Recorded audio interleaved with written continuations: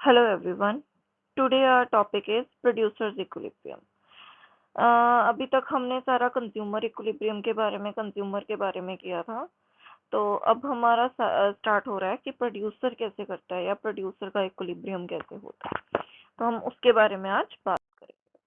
तो आज का एजेंडा हमारा क्या है कि हु इज प्रोड्यूसर। प्रोड्यूसर पहले होता क्या है, फिर वो प्रॉफिट कमाता है तो उसकी टाइप्स क्या है प्रॉफिट की, फिर हम इक्विलिब्रियम के लिए इक्विलिब्रियम होता कैसे उसका उसके बारे में बात करेंगे।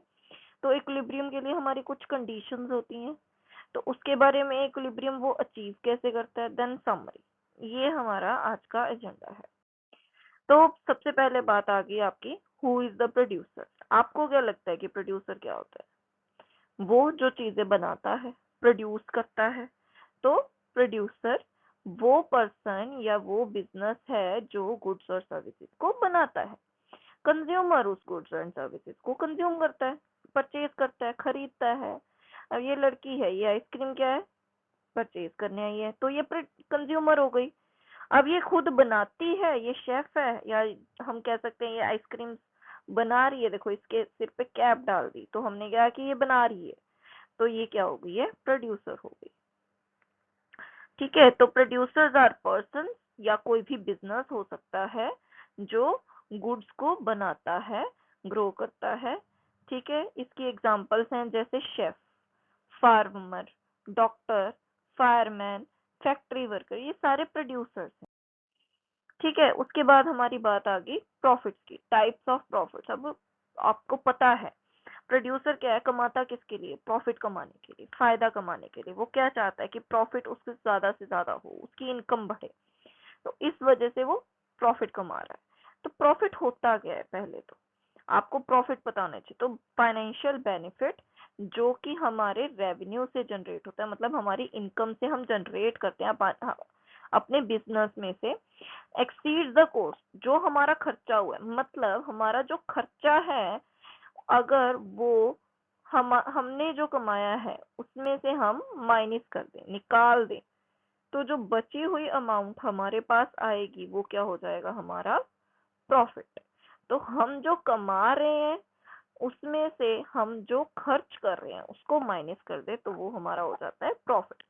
एक बिजनेस हाउस के लिए वो प्रॉफिट है। ठीक है, तो अब प्रॉफिट होता क्या है, अगर हम इकोनॉमिक्स के पॉइंट ऑफ व्यू से बात करें तो प्रॉफिट में क्या है, इकोनॉमिक प्रॉफिट होता है। तो इकोनॉमिक प्रॉफिट को हम कैलकुलेट कैसे करते हैं, तो रेवेन्यू में हमारी क्या चीजें आ जाती हैं, रेवेन्यू में हमारी आती है जो भी वो कमा रहा है। कॉस्ट में हमारी आती है इम्प्लीसिट कॉस्ट और एक्सप्लिसिट कॉस्ट। अब ये इम्प्लीसिट कॉस्ट और एक्सप्लिसिट कॉस्ट क्या होती है?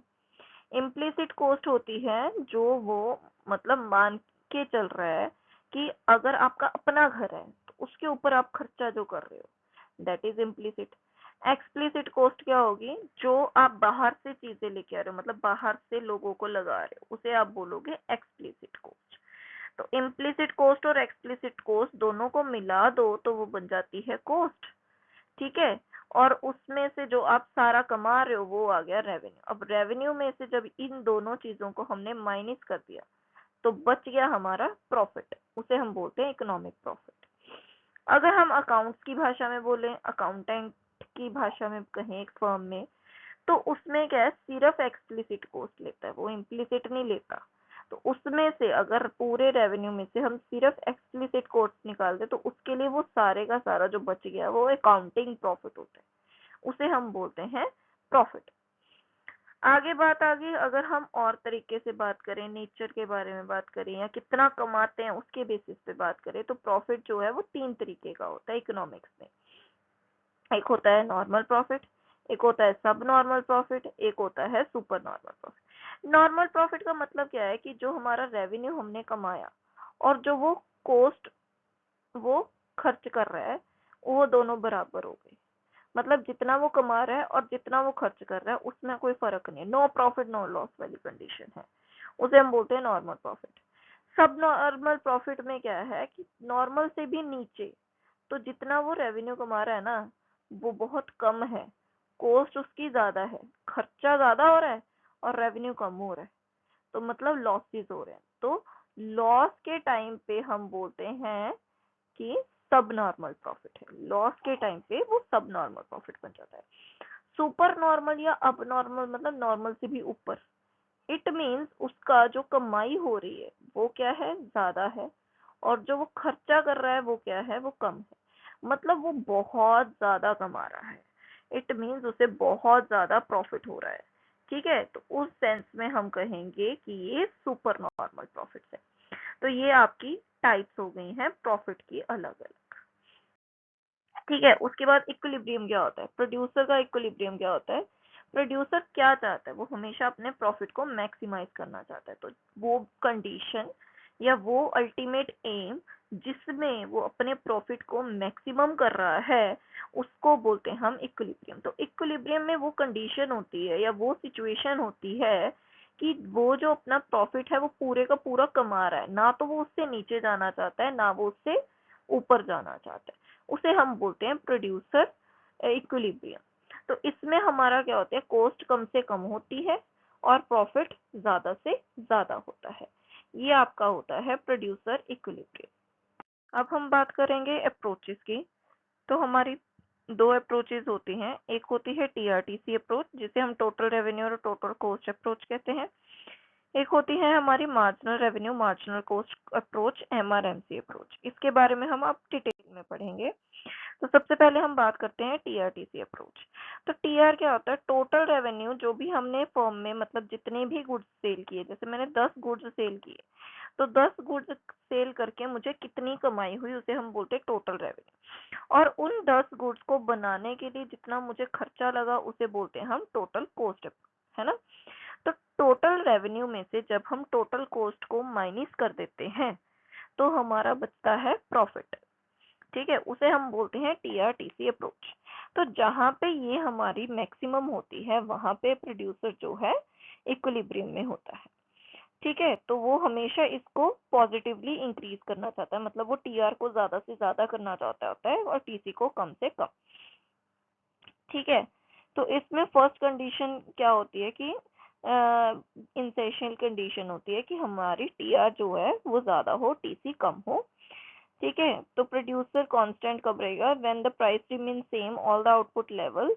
ठीक है, जब हमेशा प्राइसेस सेम है तो उसको हम एक्सप्लेन करेंगे। देखिए आप डायग्राम में आप एक्सप्लेन कर सकते हैं। मान लीजिए कि प्राइसेस सेम है, 10 रुपए ही है, तो हमारी टीआर क्या है, सीधी बन जाएगी। मतलब 10 रुपए एक चीज के लिए, तो मैंने 10 चीजें प्रोड्यूस की तो 100 की होंगी, 200 दो 20 चीजें प्रोड्यूस की तो 200 की होंगी। तो इट मीन्स मतलब हमारा टीआर क्या है, सीधा जा रहा है। अब टोटल कॉस्ट क्या होती है हमारी, कम भी हो सकती है ज्यादा भी हो सकती है। तो मतलब टीसी जो है वो इस तरीके से है हमारी। अब आप देख सकते हो कि इसमें जो हमारा मैक्सिमम पॉइंट है वो ये बन रहा है कि ये वाले पॉइंट पे हमारा जो प्रॉफिट है वो ज्यादा है। क्योंकि अगर हम यहाँ पे बात करें इस पोर्शन में, तो इस पोर्शन में हमारा टीसी ज्यादा है। अगर हम इस पोर्शन में बात करें तो हमारा टीसी ज्यादा है, मतलब यहाँ पे भी लॉस है और यहाँ पे भी लॉस। तो हम तो यहाँ पे नहीं प्रोड्यूस कर, हम प्रोड्यूस कर सकते हैं सिर्फ इस पोर्शन में। ठीक है, सिर्फ जो यहाँ से लेके यहाँ तक वाला पोर्शन है, इन इस पोर्शन के बीच में, क्योंकि हम प्रॉफिट यहाँ पे। अब इसमें से भी हाईएस्ट कहाँ पे होगा, जब टीआर जो है बहुत ज्यादा होगा टीसी से। तो आप देख सकते हैं अगर यहाँ पे बात करूँ तो थोड़ा सा है, यहाँ पे बात करें तो थोड़ा सा है, यहाँ पे बात करें तो थोड़ा सा है। तो मैक्सिमम हमारा किस लेवल पे, इस लेवल पे। तो एक प्रोड्यूसर जो है वो ओक्यू आउटपुट प्रोड्यूस करेगा ताकि वो ज्यादा से ज्यादा अपना प्रॉफिट कमा सके। इसे हम बोलते हैं टीआरटीसी अप्रोच। अगली बात करते हैं हम एमआरएमसी अप्रोच में। तो एमआरएमसी अप्रोच में दो कंडीशंस है हमारी, एक नेसेसरी कंडीशन, एक सप्लीमेंट्री। कि एमआर जो है वो एमसी के बराबर होना चाहिए, और अगला जो है सप्लीमेंट्री कंडीशन जो है वो क्या है कि एमसी एमआर को वहां पे कट करना चाहिए जहां पे एमसी बढ़ रहा हो। मतलब अगर मैं बात करूं एमसी कर्व की, तो एमसी कर्व कुछ इस तरीके से होती है। तो इस वाले पोर्शन में, मतलब इंक्रीजिंग वाले पोर्शन में जब वो कट करेगी एमआर को, उसे हम बोलेंगे एम कि वो इक्विलिब्रियम में है। ठीक है, तो इस तरीके से हमारी ये कर्व बनती हैं। ठीक है, अब हम बात करते हैं डायग्रामेटिक वे में, है ना। तो डायग्राम में आप देखिए हमारी एमसी कर्व ये है, एमआर कर्व ये, हमने बोला ना एआर क्या है, कांस्टेंट है, मतलब 10 रुपए में है, 10 रुपए की चीज है। तो 10 रुपए ही होगा हर जगह पे। तो चेंज क्या है, MR का मतलब होता है चेंज, तो वो रेवेन्यू में हमारा चेंज भी कांस्टेंट आ रहा है, तो इस वजह से वो पैरेलल हो जाएगा एक्स एक्सिस के। ठीक है, क्योंकि TR और TC अलग, TC जो था वो कभी इंक्रीज कर रहा था कभी डिक्रीज कर रहा था, तो MC इस तरीके से होगा। तो MC MR को दो जगह पे कट कर रहा है। तो अगर तो हम पहले पॉइंट की बात करें, है ना, फर्स्ट नेसेसरी कंडीशन, तो हमारे इक्विलिब्रियम दो बन सकते हैं, ये वाला भी बन सकता है और ये वाला भी बन सकता है। पर अगर हम बात करें दूसरी सप्लीमेंट्री कंडीशन की, तो MC क्या होना चाहिए, मैंने बोला था बढ़ रहा होना चाहिए, ठीक है, घट नहीं रहा होना चाहिए। तो इस पॉइंट पे अगर देखें तो MC क्या हो रहा है, घट रहा है, तो यहाँ पे तो इक्विलिब्रियम नहीं हो सकता। तो इक्विलिब्रियम कहाँ पे होगा, ये वाली जगह पे, क्योंकि यहाँ पे क्या है, MC बढ़ रहा है। तो K पॉइंट पे एक प्रोड्यूसर हमेशा प्रोड्यूस, अब इसका रीजन क्या है कि MC बढ़ता ही होना चाहिए, क्योंकि आप ध्यान से देखो कि यहाँ पे क्या है, यहाँ पे हमारी कॉस्ट ज्यादा है, ठीक है, रेवेन्यू कम है तो लॉस होगा, और इस पॉइंट पे हमारा बराबर है। पर आप अगर यहाँ पे देखो, है ना, तो इस पॉइंट पे क्या है, हमारा रेवेन्यू ज्यादा है, कॉस्ट क्या हो रही है, कम हो रही है ना। तो हम इस पॉइंट पे क्यों नहीं प्रोड्यूस करेंगे, हम सिर्फ इस पॉइंट पे क्यों प्रोड्यूस करेंगे। ठीक है, अब इस पॉइंट के बाद अब मैं इक्विलिब्रियम यहाँ पे क्यों ले रही हूँ, इस पॉइंट के बाद हमारी जो है कॉस्ट वो बढ़ने लग जाएगी, इट मीन्स कॉस्ट मेरी रेवेन्यू से ज्यादा हो जाएगी। ठीक है, तो मुझे फायदा है, मुझे कोई फायदा नहीं होगा। ठीक है, तो मुझे कोई फायदा नहीं होगा ना यहाँ पे प्रोड्यूस करने का। ठीक है, तो इस वजह से हम क्या करेंगे, हम यहाँ इस लेवल तक ही प्रोड्यूस करेंगे, ये के इस लेवल तक, क्योंकि इसके बाद हमारी कॉस्ट ज्यादा हो जाएगी, यहाँ तक हम अपना प्रॉफिट बढ़ा सकते हैं, इसलिए मैं आउटपुट को OQ तक प्रोड्यूस करूंगी। ये बोलती है MR MC अप्रोच। ठीक है, तो अब अगर इक्विलिब्रियम की बात करें तो प्रोड्यूसर इक्विलिब्रियम में कब होगा, आप ध्यान से देखिए टेबल के थ्रू हम एक्सप्लेन करेंगे। तो यहाँ पे देखिए MC जो है वो कहाँ तक है, MC बराबर हो रहा है यहाँ पे 12 तक। ठीक है, यहाँ पे 12 तक बराबर हो रहा है, पर MC जो है यहाँ पे भी बराबर है, ये भी 12 है। तो सेम कंडीशन आ गई, अगर टेबल के फॉर्म में हम इक्विलिब्रियम की बात करें तो इक्विलिब्रियम में दो कंडीशंस आ गई, अब यहाँ पे भी 12 है और यहाँ पे भी 12 है। ठीक है, पर यहाँ पे पहले 15 था, अब कम हो गई कॉस्ट, पर कम तो यहाँ पे भी 10 है कॉस्ट, 9 है, 8 है, कॉस्ट तो कम हो रही है, हमारा रेवेन्यू 12 है, फिक्स है, कॉस्ट तो तब भी कम हो रही है, इट मीन्स अभी हम अपनी प्रोडक्शन को और बढ़ा सकते हैं, हम प्रोडक्शन को और अच्छे से कर सकते हैं, अभी हमारी कॉस्ट कम हो रही है। ठीक है, हमारी प्रोडक्शन अच्छे से हो सकती है और बेटर कर सकते हैं हम। इस वजह से यहाँ पे प्रोडक्शन सिर्फ इतना प्रोड्यूस करना सफिशिएंट नहीं है, हमें यहाँ तक आना चाहिए। तो यहाँ तक आने के लिए हमें इक्विलिब्रियम क्या है, 10th यूनिट पे मिल रहा है, तो मतलब हमें 10 यूनिट्स कम से कम प्रोड्यूस करनी चाहिए ताकि हम इक्विलिब्रियम में आ सकें। अब इसको अगर डायग्रामेटिक वे में समझाएं, तो डायग्रामेटिक वे में हमारा इक्विलिब्रियम इस तरीके से है, तो हमारा H पॉइंट पे क्या है, इक्विलिब्रियम बन जाएगा। ठीक है, अब अगर बात करें कोई डेविएशन हो, मान लो कि हम प्रोड्यूस करते हैं इस लेवल की जगह पे, हम इस लेवल पे प्रोड्यूस करते हैं, मतलब L3 लेवल पे प्रोड्यूस करते हैं, तो अब ध्यान से देखो Q3 जो है वो T से ज्यादा, मतलब कॉस्ट क्या है मेरी इतनी ज्यादा, L3 Q3 पड़ रही है, पर रेवेन्यू कितना कमा रहे हैं हम, सिर्फ इतना। तो ये जो बीच वाला पोर्शन है ये हमारा क्या है, खर्चा बढ़ रहा है, तो खर्चा बढ़ने की वजह से क्या हो रहा है, हमारा नुकसान हो रहा है। ठीक है, अगर हम उल्टा लेके चले, कंडीशन यहाँ पे आ जाए कि हम थोड़ा कम प्रोड्यूस कर ले तो प्रॉफिट बढ़ना चाहिए, पर अगर मैं बात करूँ टी इसकी MC कर्व की, तो ये जो कर्व है ना, ये जो बीच में जितना भी एरिया बता रहा है, तो ये बता रहा है TVC, मतलब मेरी वेरिएबल कॉस्ट कितनी पड़ रही है। तो आप ध्यान से देखें तो TVC जो है हमारी, ठीक है, ये जो TVC का है, मतलब टोटल वेरिएबल कॉस्ट जो भी इनकर हो रही है, मेरी टोटल कॉस्ट है ना, वो क्या है आपकी, देखिए ध्यान से, ये सारी टोटल कॉस्ट है, ये सारी टोटल कॉस्ट हमारी इनकर हो रही है। ठीक है, TVC, और हमारा टोटल रेवेन्यू क्या है, टोटल रेवेन्यू क्या है, इतना है यहाँ तक, है ना, MR तक।